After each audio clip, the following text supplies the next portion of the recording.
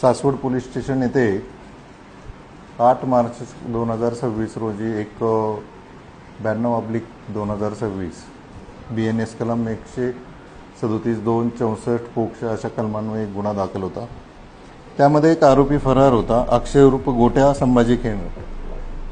यावर अजून 2 गुन्ह्यामध्ये पण फरार आहे आणि याच्यावर 307 पोक्सो 395 IPC असे गंभीर वेगवेगळ्या प्रकारचे 7 गुन्हे दाखल आहेत। हा आरोपी जो आहे याच्यावर मोका अंतर्गत सुद्धा गुन्हे दाखल आहेत। मागील 3 महिन्यापासून हा फरार होता।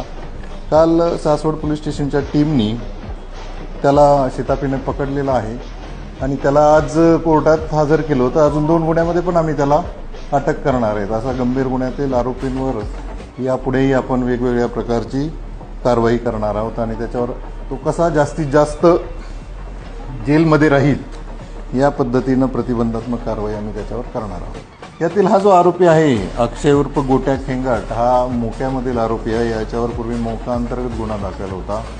2019 पासून हा सक्रिय आहे। याच्यावर दरोडा 307 सारखे हाफ मर्डरचे गुन्हे 395 अशा वेगवेगळ्या प्रकारचे गुन्हे दाखल होते आणि हा सतत कार्यरत होता।